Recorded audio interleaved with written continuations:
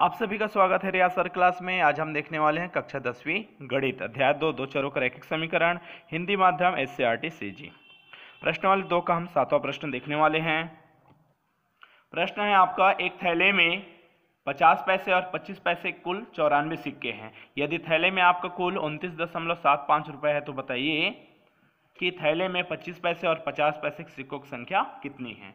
चलिए हम मान लेते हैं कि माना थैले में 50 पैसे के सिक्कों की संख्या x, वैसे ही थैले में आपका 25 पैसे के सिक्कों की संख्या y। ठीक है, अब देखिए, जैसे अगर मेरे पास 20 रुपए के 5 नोट हैं, 20 रुपए के 5 नोट, तो कुल कितने रुपए होंगे? 20 रुपए के 5 नोट गुणा करेंगे ना तो कितना हो जाएगा? 20 पंचे 100 रुपए। तो इस तरह अगर हम कुल रुपए या कुल पैसे ज्ञात करेंगे तो यहाँ जितने भी रुपए पैसे रहेंगे और जितने बार रहेंगे, नोट या सिक्का हो, ठीक है, दोनों का क्या हो जाएगा? गुणा। क्या हो जाएगा? गुणा। हाँ, तो देखिए 50 पैसे के कितने आपके सिक्के हैं? x, तो कुल कितने पैसे हो जाएंगे? 50x पैसे। अभी हम देखें ना, दोनों गुणा हो जाता है। वैसे 25 पैसे के सिक्कों की संख्या क्या माने हैं? y, तो कुल पैसे कितने हो जाएंगे? 25 गुणित y अर्थात 25y पैसे। प्रश्नानुसार बोला गया है कि थैले में जो है आपका कुल सिक्कों की संख्या कितना है? 94 है। तो सिक्के में तो आपको दो प्रकार के हैं, एक 50 पैसे के हैं, दूसरा 25 पैसे के। तो यहां लिखेंगे 50 पैसे के सिक्के, तो 50 पैसे के सिक्कों की संख्या कितना है? x, और 25 पैसे के सिक्कों की संख्या y, दोनों का योग कितना है? 94। ये बन गया समीकरण पहला। ठीक है, फिर दूसरा बोला गया है कि थैले में, अगला प्रश्न अनुसार, थैले में कुल 29.75 रुपए हैं। थैले में कुल रुपए तो दिया गया है कितना? 29.75 रुपए। 29.75 रुपए। ठीक है, तो देखिए यहां बगल में देखते हैं 29.75 रुपए। 29 का दशमलव चेंज करेंगे, 29.75 का, तो दशमलव के नीचे 1, उसके बाद दाएं हाथ में कितने अंक है? 1 अंक, 2 अंक, 2 अंक मतलब 2 शून्य। और इस रुपए है, रुपए को हम बदलेंगे पैसे में, तो रुपए की जगह में 1 रुपए बराबर कितने पैसे? 100 पैसे। तो 100 क्या हो गया? कट गया। तो इस तरह आपका 29.75 रुपए को हम कितने पैसे कहेंगे? 2975 पैसे या 2975 पैसे। तो इस तरह थैले में कुल पैसे, चूंकि सवाल में पैसों के नाम आए, 50 पैसे 25 पैसे मिलाकर कुल कितने पैसे, तो यहां हो जाएगा, इस रुपए को हम पैसे में चेंज कर दिए, कितना आया? 2975 पैसे। ठीक है, अब थैले में कुल पैसे हमको मिल गया, लेकिन थैले में 50 पैसे के अलग अलग सिक्कों की संख्या कितना है? टोटल रुपए 50 पैसे कुल मिलाकर कितने पैसे हैं? 50x पैसे। वैसे 25 पैसे के आपका मिलाकर कुल कितने पैसे बने हैं? 25y, अर्थात ये दोनों का योगफल करेंगे तब ये कुल मिलाकर थैला में इतना है। तो हम क्या लिखेंगे? 50 वाले कुल कितने पैसे? 50x। वैसे 25 पैसे के सिक्कों वाले कुल कितने पैसे? 25y। इन दोनों को मिलाकर, कुल मिलाकर ही थैले में कितना पैसा बना? 2975। ठीक है, अब देखिए ये कितना है? 50, ये कितना है? 25, और ये है आपका 2975। ठीक है, इसमें हम देखते हैं आपका, जैसे 25 है तो 25 से कम 25, ये 50 है, 25 दूनी 50, ये 25 पार्ट दोनों क्या हो रहा है? विभाजित हो जाएगा। ठीक है, अब हम देखते हैं कि यहाँ जो दिया गया है बगल वाला 2975,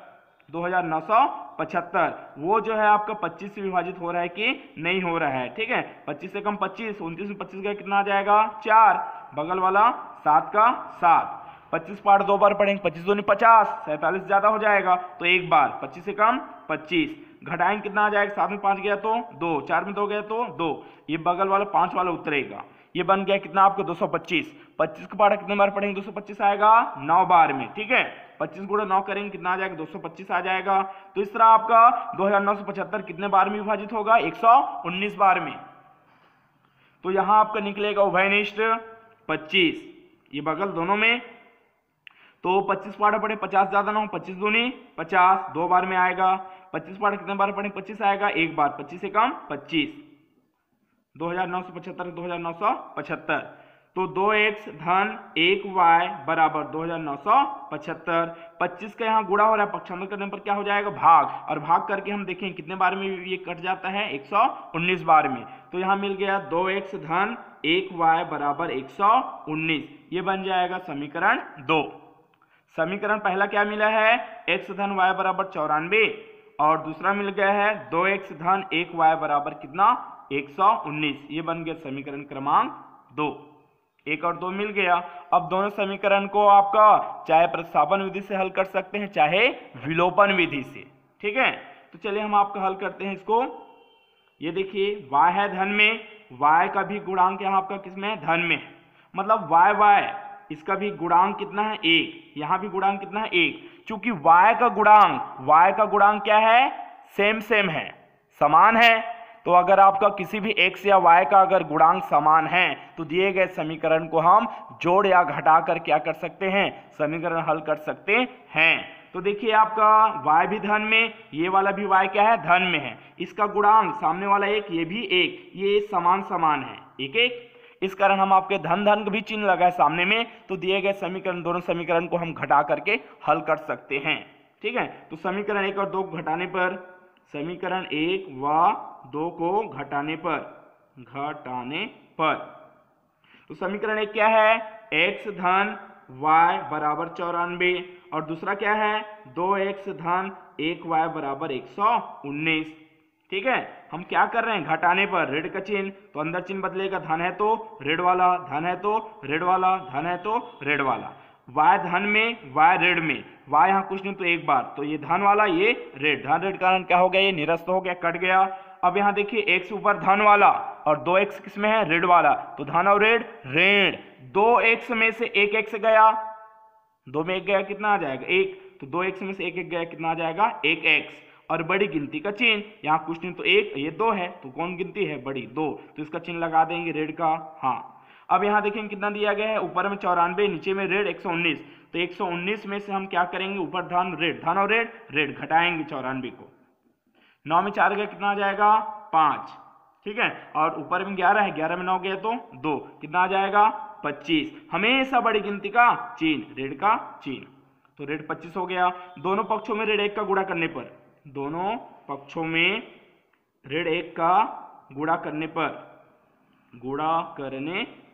ऋण 1 का गुणा क्यों करेंगे, क्योंकि यहाँ x वाला क्या मिल गया हमको, ऋणात्मक, और हमको x का मान क्या करना है, x के पास जो है ना उसको धनात्मक लेना है, ये यहाँ को, तो यहाँ ऋण 1 का गुणा, उधर भी ऋण 1 का गुणा, यहाँ बगल वाला ऋण 1x, अब वहां है ऋण 25, तो ऋण धन बन जाएगा, x से कम x, 1 एकम 1 बराबर ऋण और ऋण धन, 25 से कम 25, तो इस तरह 1x को हम केवल x बस भी लिख सकते हैं, 25 का 25, तो इस तरह ये जो x है ना, उस x को हम क्या माने थे, x को माने थे 50 पैसे के सिक्कों की संख्या, तो हमें प्राप्त हो गया 50 पैसे के सिक्कों की संख्या, तो 50 पैसे के सिक्कों की संख्या कितना हो गया, 25। अब इसी x का मान क्या करेंगे हम, x का मान समीकरण 1 में रखेंगे, समीकरण 1 में रखने पर समीकरण 1 क्या है, समीकरण 1 है x धन y बराबर 94, x धन y बराबर कितना, 94, ठीक है। चलिए मान रखिए x का मान कितना मिल गया है, 25, धन y का y बराबर 94, y का मान ज्ञात करेंगे, y मतलब 25 पैसे के सिक्कों की संख्या, 94 के 94, 25 यहाँ धन में तो वहां जाकर के ऋण में, तो इस तरह आपका y बराबर 94 ऋण 25, 94 ऋण कितना 25, तो 94 में हम 25 कम करेंगे कितना आ जाएगा 69, कितना आ जाएगा 69। ठीक है, तो ये y किसका मान था, y क्या था 25 पैसे के सिक्कों की संख्या। तो ये है 25 पैसे के सिक्कों की संख्या। तो लिख देंगे अतः थैले में 25 पैसे के 25 पैसे के सिक्कों की संख्या, सिक्कों की संख्या याद रखना, 25 पैसे सिक्कों की संख्या को y माने थे, तो कितना हो जाएगा 69। व 50 पैसे के सिक्कों की संख्या, सिक्कों की संख्या, ठीक है, वहां 25 वाला क्या था y के लिए और ये वाला 50 वाला x के लिए। तो 50 पैसे कितने सिक्कों की संख्या मिल गया, 50 पैसे की संख्या 25, ये ठीक है। इस तरह क्या हो गया, हमें आपका आंसर प्राप्त हो गया।